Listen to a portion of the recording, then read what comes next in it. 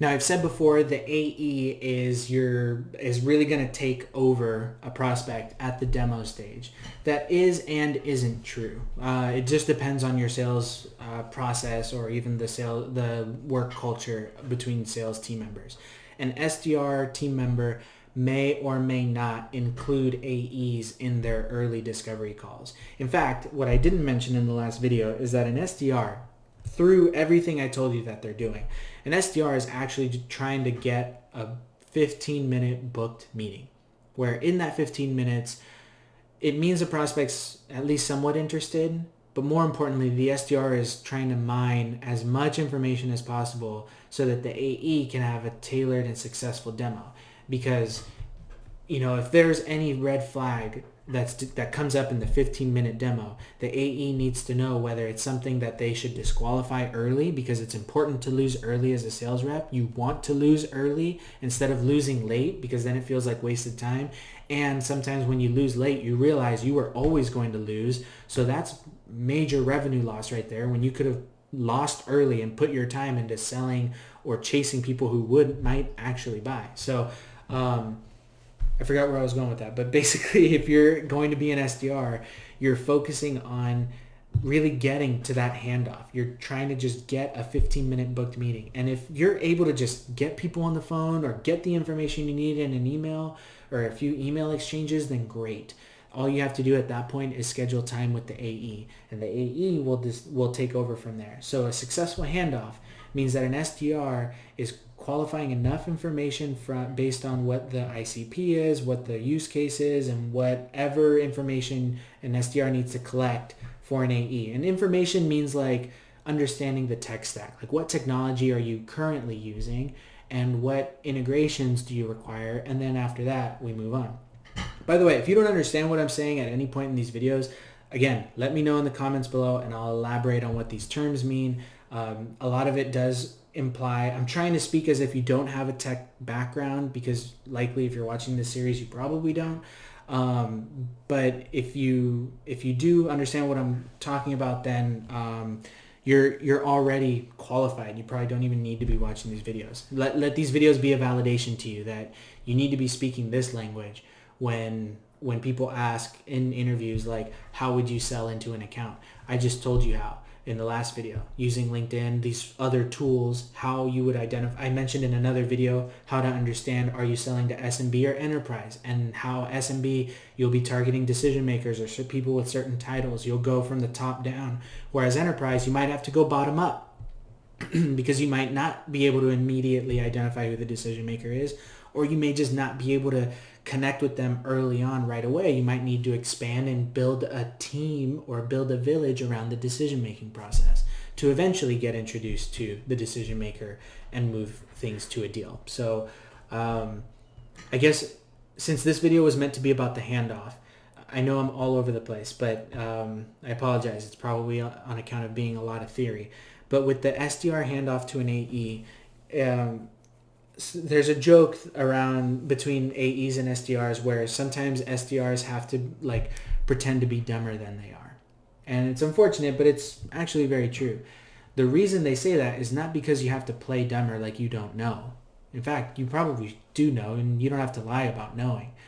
But you need to have objection handling with a customer. For example, in this instance, customer says, Ezra, tell me the price. Well, I can tell you that the list price is $12 per user per month. Yeah, but Ezra, come on, you know my business. I mean, we're not, like, there's got to be some discount there. I'm not paying full list. It's like, listen, my role is not to handle negotiations and give pricing. I can't even give you a ballpark. And while I may have an idea of what range you might be in, I would do a disservice to both you and my partner, my AE, who's going to give you the most accurate price based on your truest needs. Because if I give you the wrong information, I went outside the scope of my job. You tell people straight up like that. I can't tell you how many business decision or business partners have just been straight up with me and been like, oh, fine, okay, like I have to talk to an AE to get. Yeah, be confident.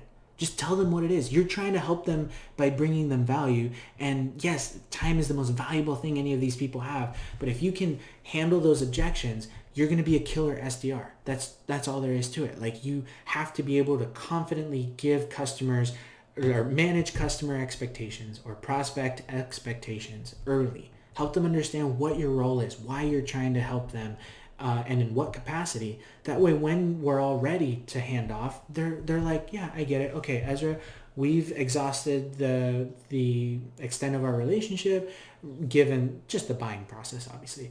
Yeah, I'm ready for you to introduce me to your account executive so I can learn a little bit more and dig deeper. That's all there is to it. So all this time, you've spent just trying. Let me actually back up. Let me say it this way. As an SDR, you're focusing on doing the research to identify the decision makers and build, maybe at a not low, but at a high level, like super general level, what the business case is for a prospect to actually consider buying your solution. When you target those pain points, a customer will say, I get what you do. It does matter to me at this stage in time or whatever. Okay, I'll take the next call. Great. Stop it there. Don't get into negotiating. Don't show demos. That's not your job. Your job is to book the next meeting. You're trying to bring meetings. You're trying to fill your AE's calendar.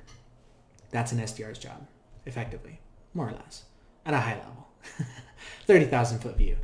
There's so many more nuances to the SDR. I'm a huge fan of, I'm going to pull it up here. I might even break in editing for this portion, but I'm going to go on LinkedIn. I'm going to name a few names I want you to follow. I want you to learn from. They're great names. They're huge influencers in my professional career, and I only know one of them personally. So my personal friend, Kyle Coleman. He works at Clari right now. Also worked at Looker in the past. Kyle Coleman is just a solid dude, great guy. He is an absolute thought leader to me. He's a VP of something, I don't remember, but he looks after a team of SDRs. He's a great mind to pick. Learn everything. Follow him. Don't bombard him with messages, but go and follow him. He's a great influencer and educator, and he posts extremely valuable content on how to be an SDR and how to be a salesperson in general. I like Meagan Suckling. She's also great. I follow her. She works for Shutterstock. She's the director of global sales development. It's Meagan Suckling. I'll put their names in the links below. She's a great person to learn from. I've followed her content for a long time. Next person is, and you can probably tell I'm scrolling through LinkedIn because they're on my feed a lot, Morgan J. Ingram. Love his content. He's just a great sales thought leader. And I'm gonna stop making comments because I'm obviously fanboying off of all of them. They're all really good. So I would just follow these people. I'm blanking on the girl from Gong. What is her name? Sorry guys.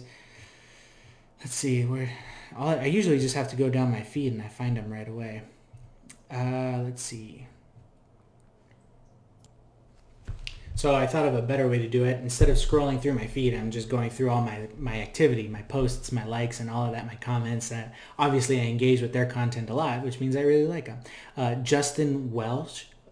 Yeah, Justin Welsh. I would encourage you to follow him. And then the last one would be, I'm going to find her any second now. Oh, here's another good one. This is the guy from Outreach. I've learned so much from this guy's content and his webinars. They're all free and stuff. He's such a good thought leader. Sam Nelson from Outreach.